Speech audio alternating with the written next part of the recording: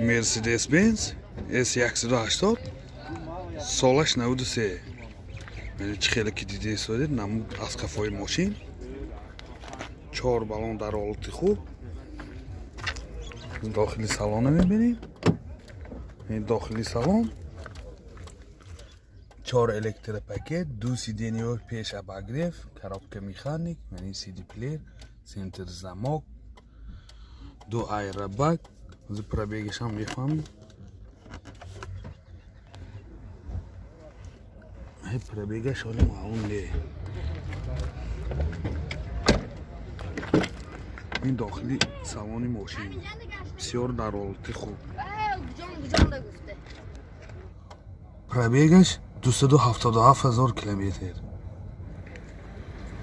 موتور 1.8 سوزشواری گاز بنزین. расходش چقدر؟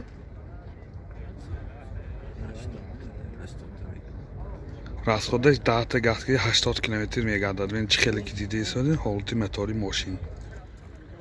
нархи мошин 26000 сом бо савдо мешавад. Телефон барои маълумот 92 778 4004. Mercedes-Benz солаш 99.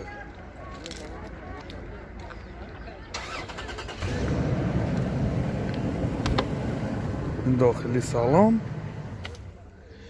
2 الکتریک پاکت коробкаш автомат титроник اینجا CD پلیر 2 ایربگ پیش. پرابیگش از این میفهمیم. پرابیگش 293,000 کیلومتر. این حالت سالن ماشین. این حالت سالن کفای ماشین بسیار در حالت خوب لیکن یادآور میشیم لوک ندارد. این задний камера داره. این багаж یعنی بالون گازش.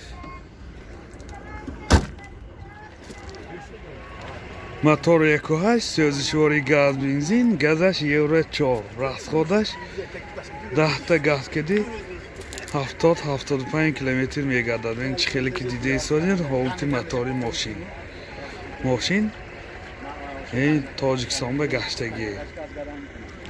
нархи мошин 65000 сом бо савдо мешавад. Телефон барои маълумот 93 360 52 51. Mercedes-Benz солаш 98. این балонаш дар ҳолати хуб. این комплектасияш Esprit будааст. این داخلی سالن چه خیلی که دیده ایستاده 2 الکتریک پاکت коробкаш مکانیک و اینجا اندر CD پلیر. من این CD پلیرش من این تاری مایده دارد. سنتر замок 2 ایربگ پیش. پرابیگش 327,000 کیلومتر. این حالت سالن پیش ماشین منه.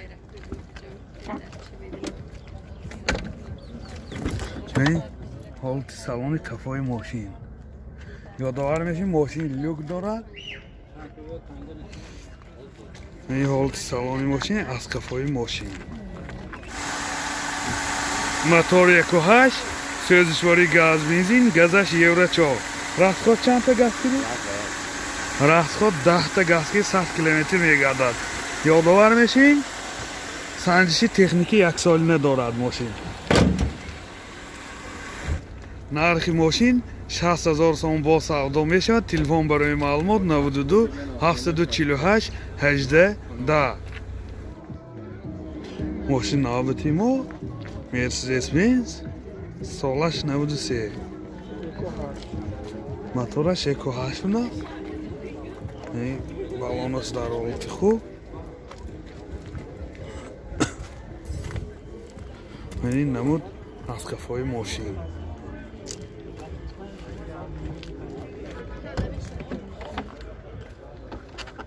داخلی سالن 2 الکتریک پاکت آینه های پیش و коробкаш مکانیک CD پلیر سنتر замок 2 ایربگ همه نوروز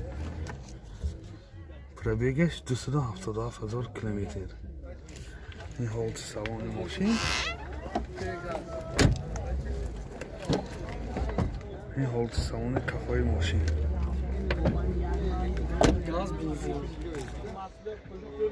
موتور 1.8 سوزشواری گاز بنزین، расходش 10 تا گاز کدی 85-90 کیلومتر میگذره.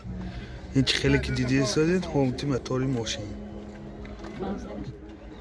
нархи мошин 35000 сом бо савдо мешавад. Телефон барои маълумот 92 231 10. Mercedes Benz 124 кузов. Солаш 95. این балонош дар ҳолати хуб.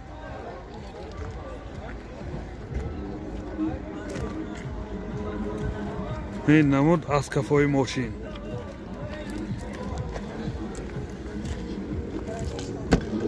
داخلی سالن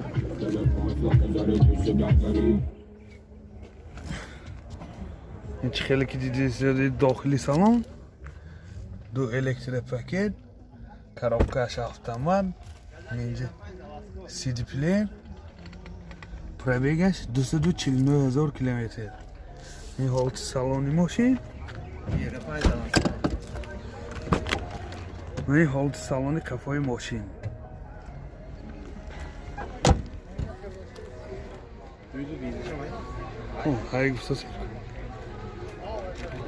мотор дuydu сӯзишворӣ газ бензин газаш евро 5 заводской расход чанде расходаш 10 та газ киди 120-130 километр мегардад ин ҳолати мотори мошин нархи мошин 70000 сом бо савдо мешавад. Телефон барои маълумот 92 901 44 44 92 901 44 44. Mercedes Benz солаш 98.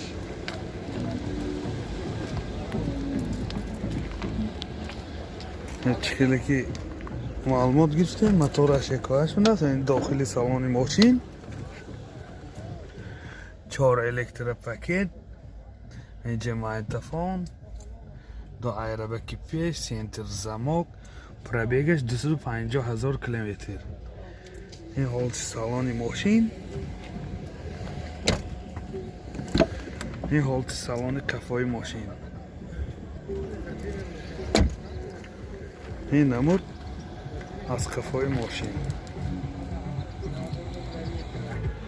мотор 1.8 сӯзишвори газ бензин газаш евро 4 расходаш 10 та газ киди 75-80 километр мегардад ин чи хеле ки дидаи соли ҳолати мотори мошин нархи мошин 67000 сом бо савдо мешавад. Телефон барои маълумот 92 874 56 29. Mercedes Benz солаш 96. балонош дар ҳолати хуб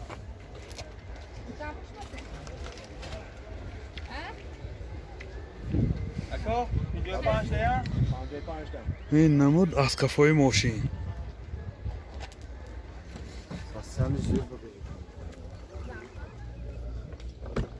این داخلی سالن پرابیگش 187000 کیلومتر 4 الکتریک پاکت یعنی کنافکچوی آینه چواش دیگرافکه میکردیش коробкаш механик این CD плеер центр замок до аэробеки пеш این ҳолати салони мошин бисёр ҳолаташ хуб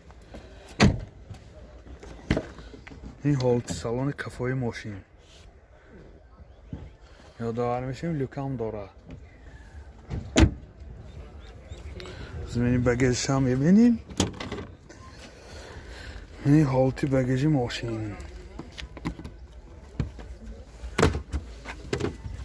яхта балони запаскаша яъне дамкрат ҳама чизее ки мошин ба зарур ҳаст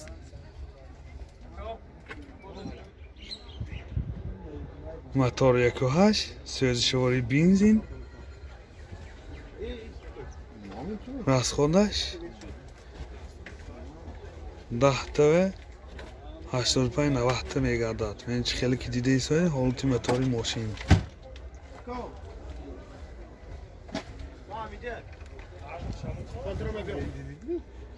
ماشین تازه یک دستگشتگی نرخش 50,000 سوم با سودا می شود تلفن برای معلومات 92 770 48 13 92 769 79 00